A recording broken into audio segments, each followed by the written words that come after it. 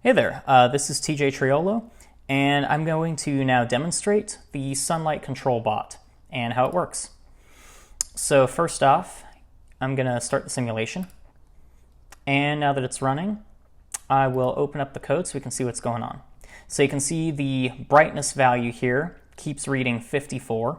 That is designed to simulate no light coming into the photoresistor, which serves as a light sensor, and it's either placed by a window where sunlight's coming in through it, or a lamp in the case of a room that doesn't have windows, like say a basement with no windows on it. And that lamp would be set to a timer to mimic the sun's cycle so that the plants will get the same amount of light as when the sun is up. Now this brightness setting of 54 is when no light is received. As soon as you increase it over that, it turns the grow lights on and also activates an algorithm to activate the motors if the distance is correct from the plant.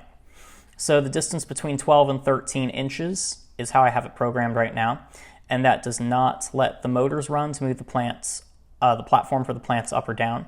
Now if we increase it over 13, then you can see the motors turn one way. So basically that would be designed to have screws on the motors to raise or lower the plant and the platform that the plants sit on. Now, currently it's sitting at 19.1 inches, and you can see that's in theory from the distance sensor. A little bit inaccurate because you see the serial monitor is outputting a distance of 18.73. So since there's some slight inaccuracy, that's why I gave it a range of about 12 to 13 inches where the motors are not activated.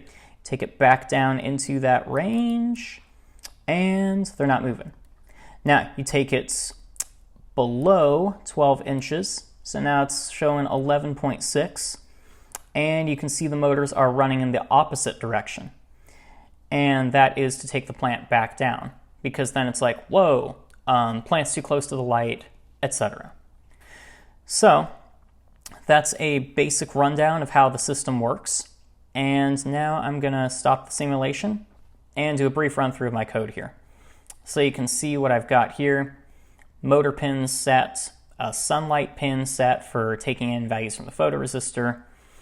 We have raw data from the brightness, and then we have trig and echo pins for the distance sensor to detect how far the sensor is from the plant, and the distance sensor would in theory be mounted on the light module.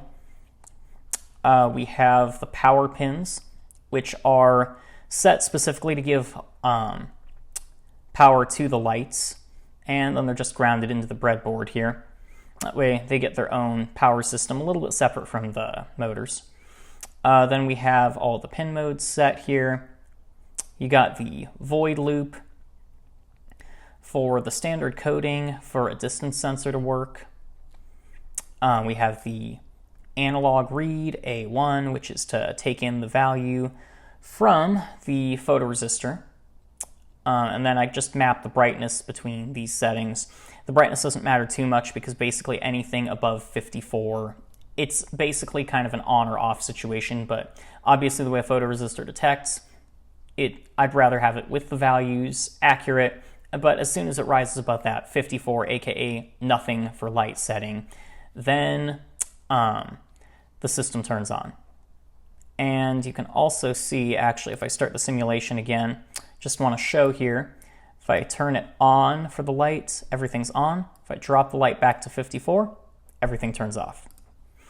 And then we got the if statements of distance for the distance sensor and raw data, showing what happens if it's in the right ranges, showing that the lights turn on, the motors run one way or another, and that's pretty much it. You can see on the serial monitor here, outputs that have been printed over time.